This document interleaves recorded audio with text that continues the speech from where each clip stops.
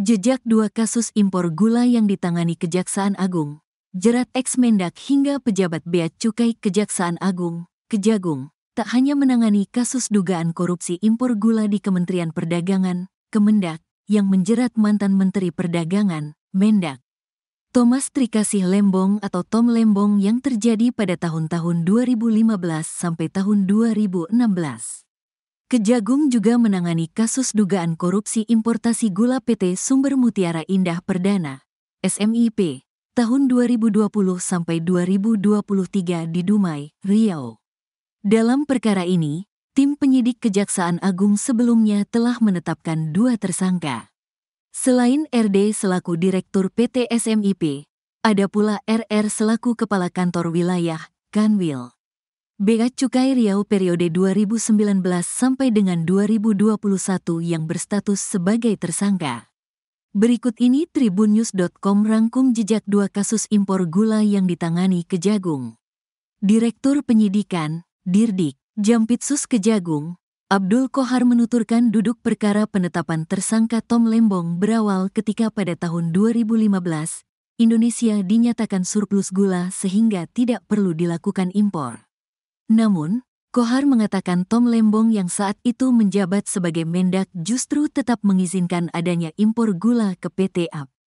Di tahun yang sama yaitu tahun 2015, Menteri Perdagangan yaitu Saudara TTL memberikan izin persetujuan impor gula kristal mentah sebanyak 105.000 ton kepada PT AP yang kemudian gula kristal mentah tersebut diolah menjadi gula kristal putih, GKP, kata Qohar dalam konferensi pers di kantor Kejagung, Jakarta pada Selasa, tanggal 29 Oktober tahun 2024.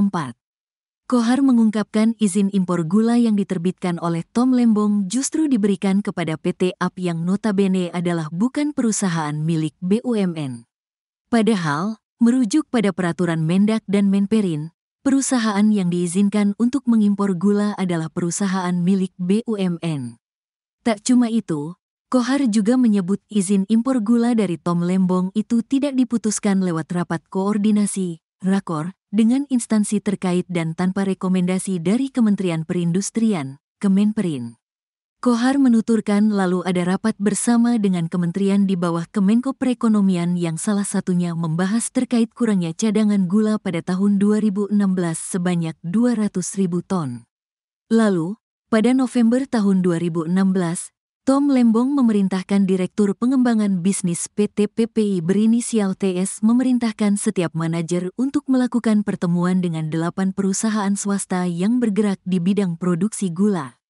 Padahal dalam rangka pemenuhan kondisi harga, harusnya yang diimpor adalah gula kristal putih secara langsung yang dapat melakukannya hanya perusahaan BUMN, jelas Qohar.